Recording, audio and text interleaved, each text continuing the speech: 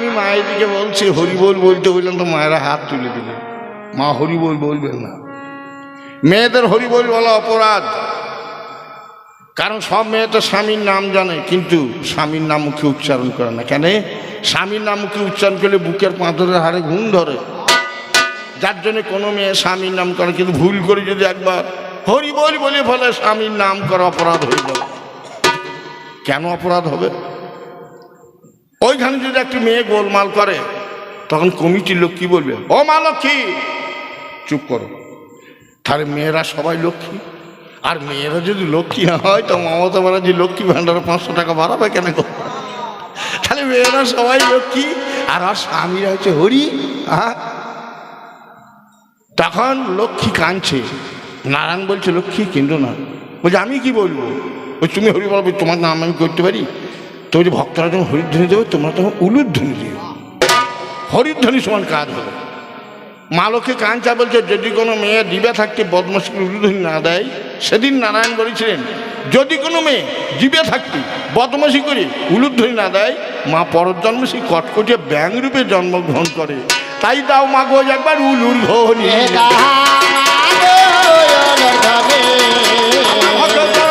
সবাই হরি ধরে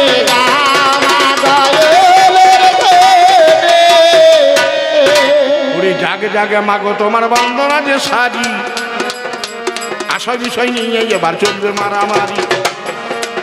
ওরে বাংলার আমার বাংলার দান মদের যে কবি গান, এই কবি গানের গভীরতা কত! ওরে অদ্যবেদ পুরাণ হতে রামায়ণে ভাগবতে অধ্যয়নে রাখিতে হয় তত্ত্ব। তবে যার যেমনও থাকে জানা করে কবির আলোচনা যুক্তিটাকে বাড়াই কবি গান। কবি গানের মাধ্যমে লোক শিক্ষা পায় সমাজেতে, তাই তো কবির বাংলায় এত মান। বাংলার আমার বাংলার দান মদের যে কবি গান কল্পনায় এনেছে, শুনুন আমার ভক্তবৃন্দ, শুনুন আমার কাছে। ওরে সুদূর পর্তুগাল হতে সাহিত্য সৃষ্টির আগে কবি গানের রসে জাগে আদি কবির মানুষ মোহনাতে। ওরে সেই রসকে কেন্দ্র করিয়ে ধর্মগ্রন্থ রচনা করে ভেবে দেখ মনতে। যেদিন ছিল না কো পত্রিকা, ছিল না ভাই হাতের লেখা, মুখে মুখে হইত প্রচার, সেই দিনের কথা বন্ধু ভাবর একবার। তবে ঢোল বাজিয়ে নাচা কবি কোন দিনে এসেছে, শুনুন আমার ভক্তবৃন্দ, শুনুন আমার কাছে। সুদূর পর্তুগাল হতে লবণের ব্যবসা করতে কলকাতার ফরাসডাঙ্গার বাজারেতে এসেছিলেন অ্যান্টনি ফিরিঙ্গি। কলকাতার ওই বাগবাজারে ভোলা ময়রাকে সঙ্গী করে ফুটিয়েছিলেন কবি গানের ভঙ্গি। ভোলা ময়রা আর অ্যান্টনি করেছে কবির আমদানি বিশ্বের বাজারে। ওরে সেই থেকে তো কবি গান এসেছে আসরে, এটা কবি গানের ইতিহাস। কবি গানের ইতিহাস আমি করে গেলাম আজ প্রকাশে কবি গানের ইতিহাস। আমি করে গেলাম আজ প্রকাশে কবি গানের ইতিহাস।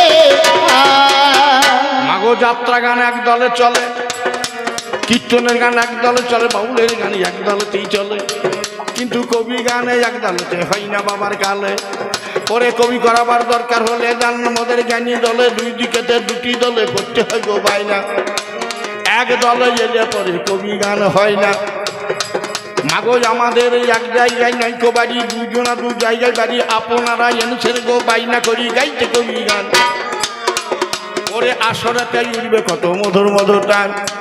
আমি এখানেতে শুনতে পাই পাল্লাদারের বাড়ি হলো মুর্শিদাবাদ জেলায়, সঞ্চিতা পারলাম আমার সঙ্গে গাইবে বন্ধু আজকে কবি গান। আজ লড়াই ভালো জমবে, ভালো জমবে।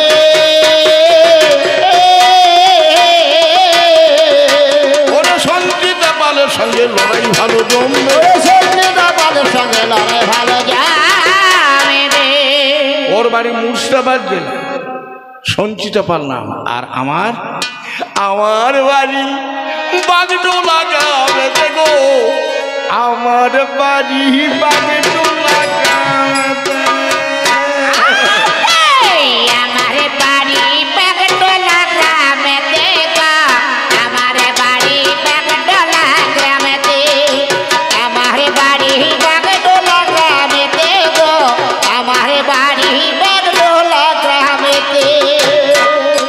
মাগো সাঁইথিয়া থানায় আমার বীরভূম জেলাতে, আমার বাড়ি বাগডোলা গ্রামেতে।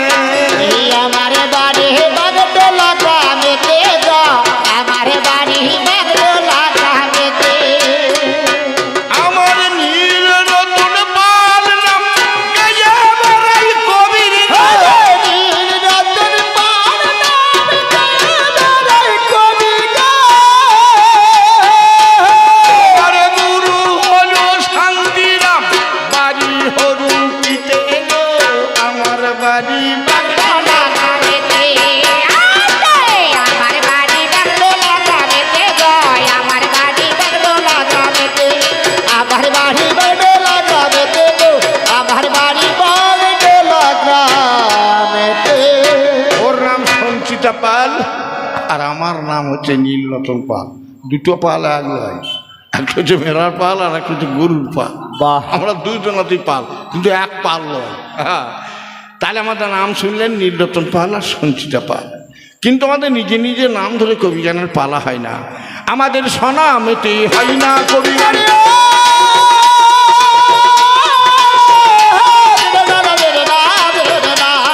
এবার নাম পাল্টাইতে হবে গো, এইবার আমার নাম পাল্টাইতে হবে। তোমার নামও সঞ্চিতা থাকবে না, আমার নামও নীলরতন পাল থাকবে না। আর নাম না পাল্টালে কবি গান হবেও না।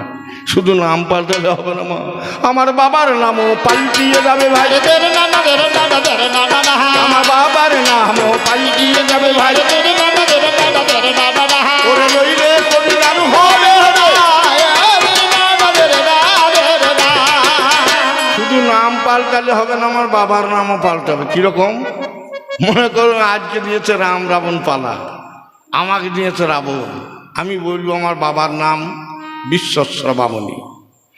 আমাকে তারপর দিন যদি রাম দেয় তখন বলবো আমার বাবার নাম দশরথ। তারপর দিন যদি আমাকে অর্জুনের ভূমিকা দেয় তখন বলবো আমার বাবার নাম পাণ্ডু রাজা। সত্যিকারের মা, আমাদের যত পালা পাল্টায় তত আমাদের বাবাও পাল্টায়। যারা কবি গান করে তাদের যে কত গুণটা বাবা আছে ভগবান হিসেবে দেখতে পারে না। আর প্রতিদিন আসলে বাবার নাম পাল্টাতে আমরা আসলে বাবার নাম ভুলে যাই। বাবার নামে ভুলে কবি গানে জানেন না।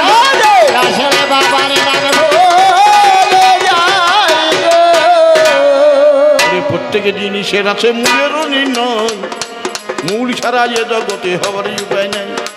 যেমন বরিশানের মূল জলধর, পাখিদের মূল পাখা, গাছের মূল শিকড় মাকড়, ফলের মূল হয় শাখা, নয়নের মূল নয়ন তারা, দেহের মূল হয় জীব। ওরে কাশী ধামের মূল হইল ওই রে সদাশিব। যেমন ঘিয়ের মূল দুধ, যেমন দুধের মূল গাই। ওরে তেমনি মোদের কবি গানে মূল বিষয় চাই। ওরে যাকে বলে পালা ভাই সব লোকে তা জানে, কবি গানের নানা পালা জানে জনে জনে। তার মধ্যেই আজকে যোগ আপনাদের হইল আয়োজন, আসরেতে এসেছে গো রাম আমার রাজি বলো তো। ওরে একদিকেতে রাম আর রাম, একদিকেতে রাম রঘুমণি, আর একদিকে রাবণ রাজা। শুনিয়ে যাবেন জ্ঞানী আজ লড়াই ভালো লাগিবে, ভালো লাগে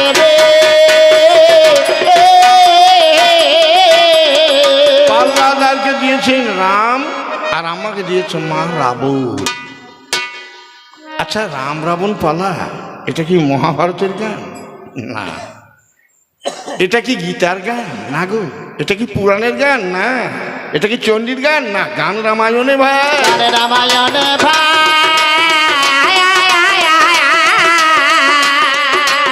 গান আজ রামায়ণে।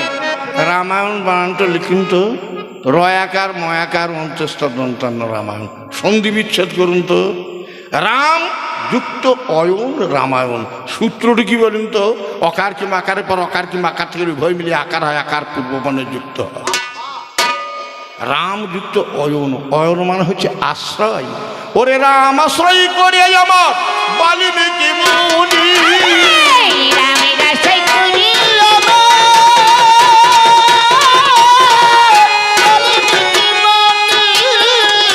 ওরে লিখিলেন শব্দ কাণ্ড রামায়ণ খালি, শব্দ কাণ্ড রামায়ণ খালি। সেই রামায়ণী আজ গান চলিবে। রামায়ণ আজ গানে চলিবে ভক্ত সবাই গান শুনিবে রামায়ণে আজ গানে চলিবে কবি বলবো বলে হবে না। এবার রামায়ণের রচয়িতাকে বাল্মীকি মুনি, ওর আসল নাম কি? রত্নাকর দস্যু। কি করতো? মানুষ মারত।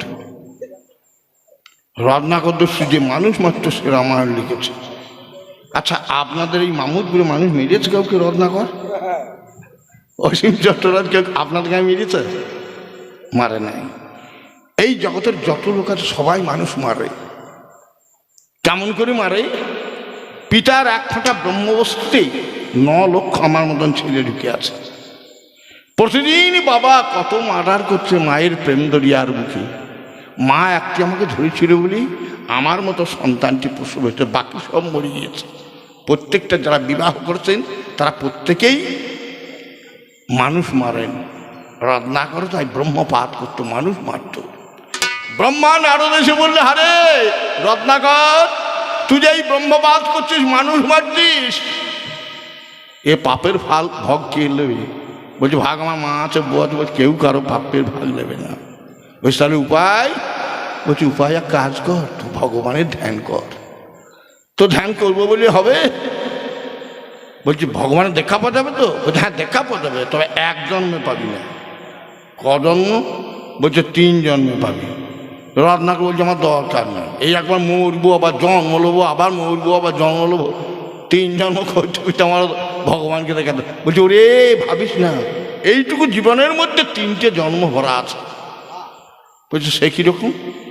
ব্রহ্মা বলছে আমাদের প্রথম জন্ম হয় রে পিতার রসই, দ্বিতীয়বার জন্ম হয় রে ব্রাহ্মণের পরশে, ওরে তৃতীয়বার জন্ম হয় রে বৈষ্ণবের ঠাঁই, 3 জন্ম ছাড়া জীবের কোনো উপায় নাই।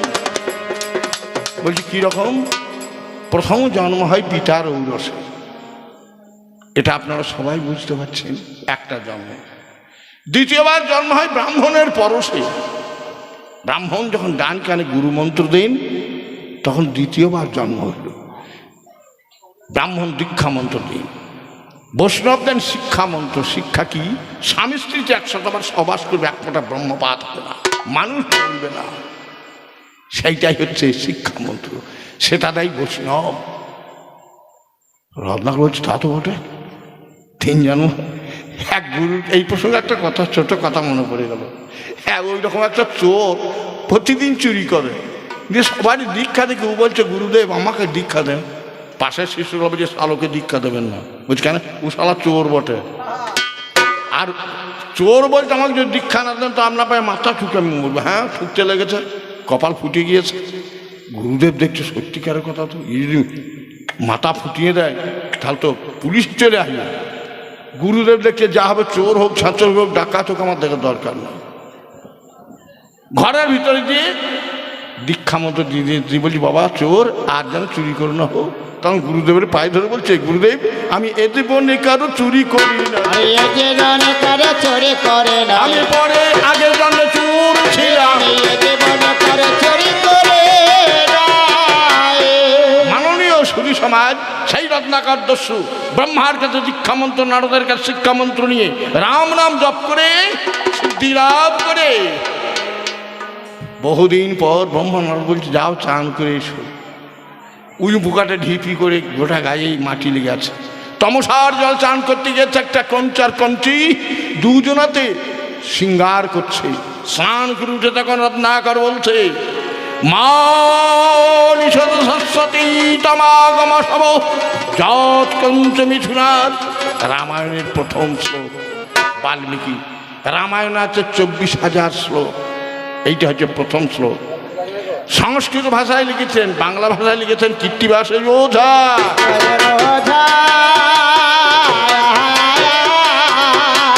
এই রামায়ণ অনেকে পড়েছেন, অনেকে পড়েন নাই। আমার কাছে শুনে যান, গোটা রামায়ণ আমি 1 মিনিটে শুনে দেবো।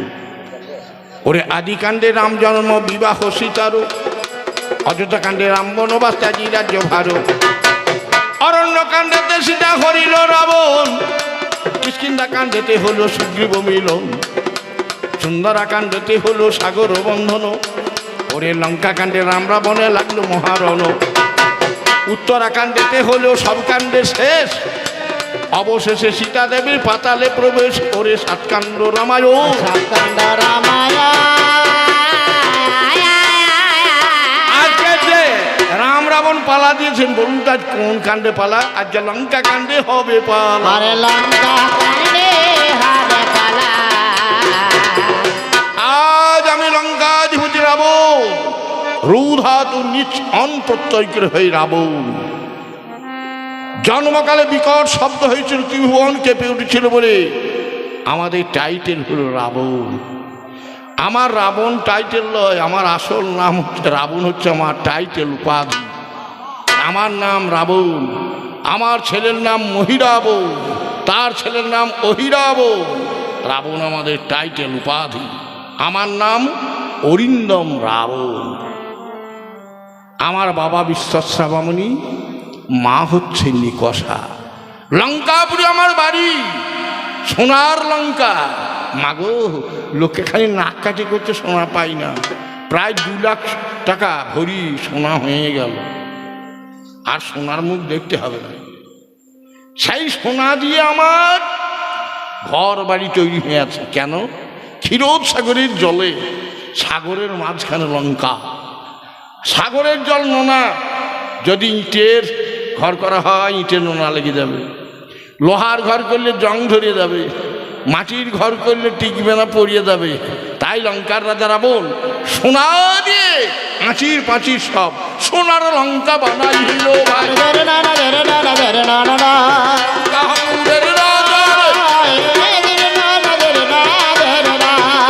আমি ত্রিভুবন বিজয়ী রাবণ রাজা। আল্লাহ বলছে কি গো? বলছে আমি রাম, আমি রাজা। ও রাজা হয়েছে, ও তো রাজা হবে, অভিষেক হবে সেদিন তো 14 বছর বনবাসে চলে গেল। তুমি তো রাজা হও নয়। আর রাবণ রাজা, ত্রিভুবন ও বিজয়ী রাজা। রাবণকে চেনো না রে।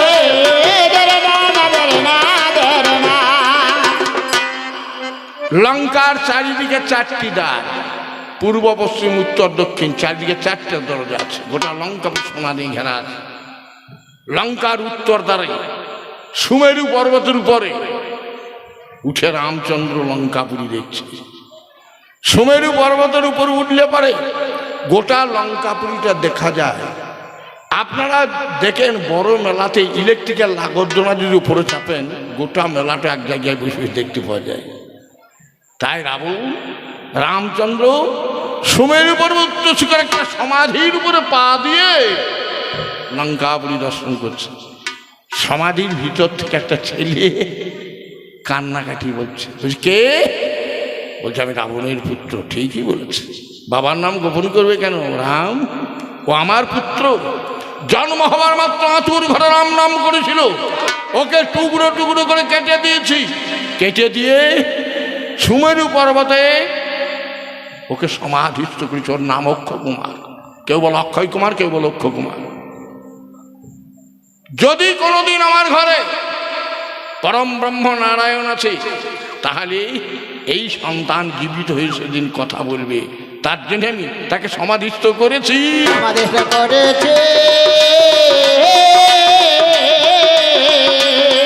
লঙ্কার দ্বারে আছে অশ্বে ভাজা। অশ্বে ভাজা মানে ঘোড়া ভাজা লয়, অশ্বযুক্ত ইভো।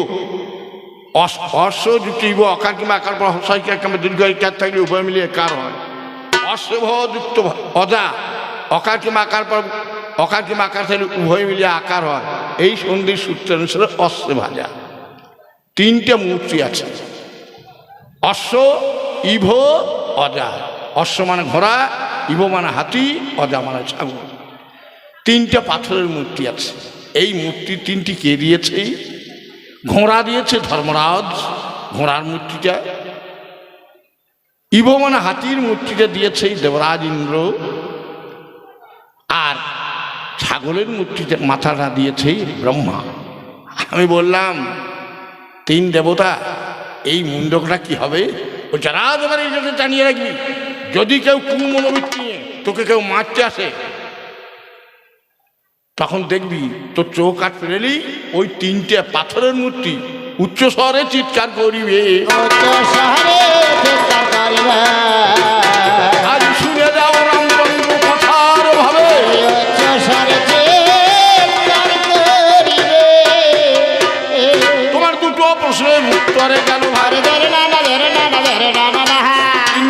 নাম্বার প্রশ্ন এলো রে। 3 নাম্বার প্রশ্ন বলছে আমার সীতাকে হরণ করলে কেন? তোমার সীতা? তোমার সীতা? রাম বলছে হ্যাঁ, লোব না। সীতাকে আমি এনেছি একটা মেয়েকে, পঞ্চবটির বোন থেকে আমি এনেছি, অন্য কারণ নয়, আমি নিজে নিয়ে এসেছি।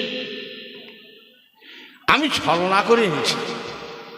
মারিচকে সোনার হরিণ সেজে পাঠিয়েছিলাম, যার জন্য রাম খুঁজতে যাবে।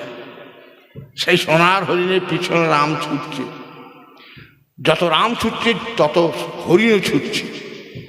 বিকট রামের আওয়াজ করে মায়াবী হরিণ তখন চিৎকার করছে, লক্ষ্মণ আমাকে বাঁচাও। লক্ষ্মণ ছুটে চলে গেল রামের অন্বেষণে। রামচন্দ্র তীর মেরেছে, তখন দেখছে অবাক, এ তো সোনার হরিণ লয়, ওর ভেতরে একজন ঢুকে আছে। তো যাই কেতু বলছে আমি কে? বলছে আমি মারিচ। তা তুই সোনার হরিণ সাজলি কেন? বলছে তুই ঘরে নিয়ে দেখ গা, তো সোনার হরিণ খুঁজতে এলি, ঘরে তোর হইল সীতা হরণ। বলছে আমার সর্বনাশ করতে এলি? বলছে হ্যাঁ, তুমি আমার সর্বনাশ করছো রাম। বলছে আমি তো সর্বনাশ করছি? বলছে হ্যাঁ, তোমরা 2 ভাই মিলে আমার মাকে হত্যা করেছো। বলছি তোর মা কে রে? বলছে জানো না, ছেলে মানুষ আছে। বিশ্বামিত্র মুনিকে সঙ্গে করে নিয়ে সেদিন রাম লক্ষ্মণ 2 ভাই মিলে আমার মা তারকারাক্ষসীকে তোমরা বধ করেছো, তার প্রতিশোধ নিলাম, তার প্রতিশোধ নিলাম।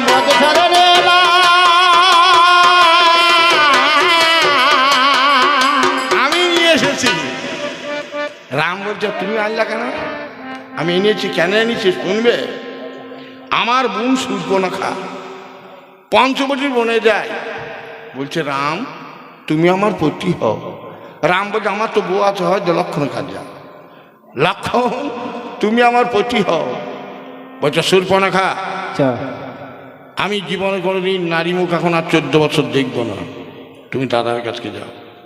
রাম আবার ফিরিয়ে দিল, বলছে লক্ষণের কাছে যা, চেপে ধরগা। লক্ষণকে বলছে তোমাকে আমার পতি হইতে হবে। লক্ষণ তখন রাগে বলছে ফুটিস না ফুল কুমারিল, ওলো ফুটিলে ফুলের গরম যাবে। ফুটে না ফল কুমারিলা, ফুটলে ফুলের গরম যাবে। ফুটে না ফল কুমারিলে, ফুটলে ফুলের গরম যাবে।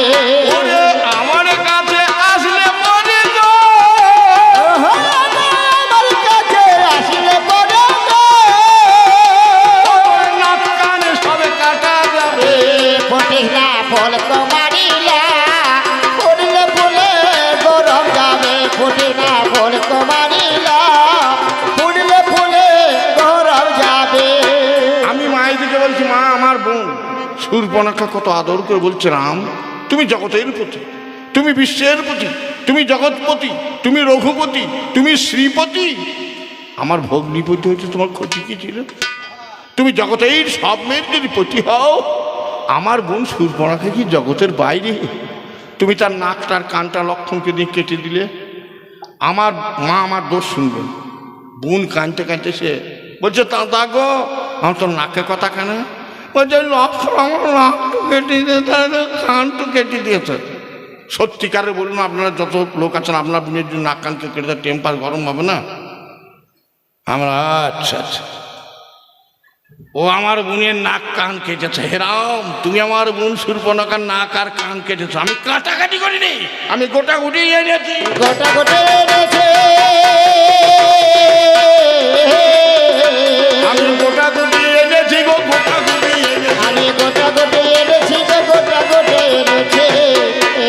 আমি পঞ্চবটির মনে সীতা মাকে মাথায় করে নিয়ে পুষ্পগ্রথ চাপিয়ে নিয়েছে।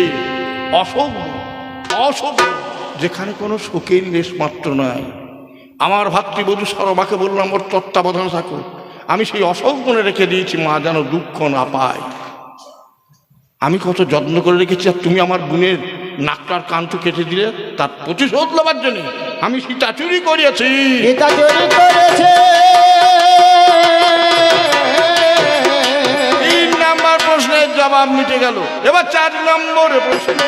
আরে ধরে না না ধরে না না ধরে না না না আমায় বলে ধরে না না ধরে না ধরে না 4 নম্বর জবাব শোন। আরে ধরে না না ধরে না না ধরে না না না রম্ভা যদি হরণ ধরে না না ধরে না ধরে না আমার পুত্রবধূ রম্ভা, রম্ভা হরণ বলছে তুমি 7 দিন ওকে জড়িয়ে ধরেছিলে, তুমি ত্রিসন্ধ্যা কখন করেছিলে? সত্যিকারের মা রাবণ যোগী পুরুষ, মা কালীর পুজো করে। রাবণের কালী মন্দির হচ্ছে সাগরের মাঝখানে কালী মন্দির, চারিদিকে জল। রাবণ নৌকাতে করে যেত, কালী মন্দিরে গিয়ে মা কালীর পুজো দিত, দিয়ে আবার নৌকাতে করে চলে আসে। রাবণ যখন দিগ্বিজয় যাবে চিন্তা করলে আমার মায়ের পুজোর কে করবে, কে আছে? তখন দেখলাম হ্যাঁ একজন আছে, সেটা হচ্ছে রম্ভাবতী। রম্ভাকে বলছি মা তুমি আমার মা কালীর পুজোটা করে দেবে তো, আমি দিগ্বিজয় যাচ্ছি, আমি যতদিন না আসবো তুমি ততদিন মায়ের পুজোটা করবে মা কালী। রম্ভা বলছি হ্যাঁ বাবা আমি পুজো করব। কথা দিয়ে রাবণ পুষ্পরথ উড়িয়ে চলে যাচ্ছে। কিছু দূর গিয়ে ভাবছো তাই তো মেয়া মানুষ ভুলিয়া গেল নাকি কে জানে, পুজো হচ্ছে কিনা একবার দেখি। আকাশ পথে দেখছি নৌকা ডাঙাতে বাঁধা আছে, অথচ মন্দিরে পূজার ধ্বনি উঠছে। ও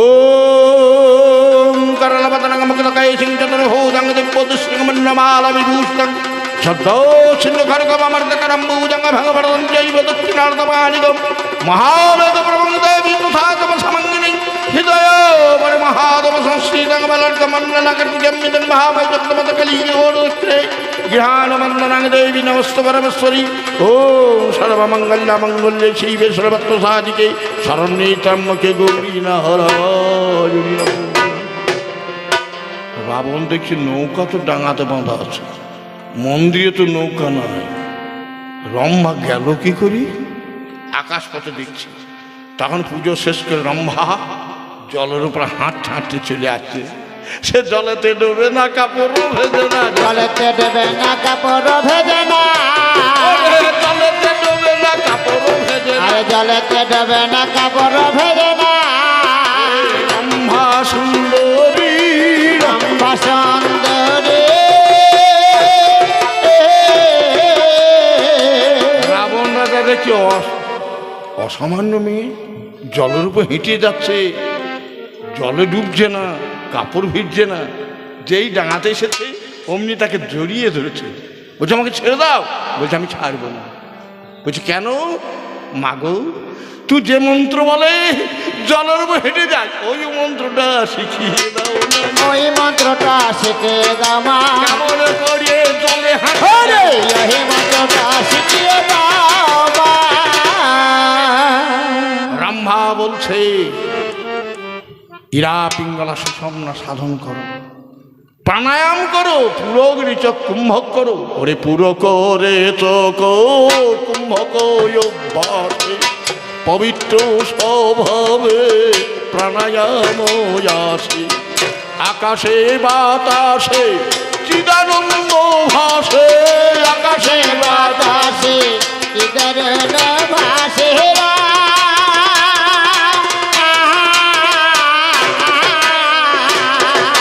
করো প্রেম পাশে সে ধ্বনি বন্ধ। জাগাও রে যোগা রাজ্য ওরে জাগাও রে জাগা রাজ্য ধর, ওরে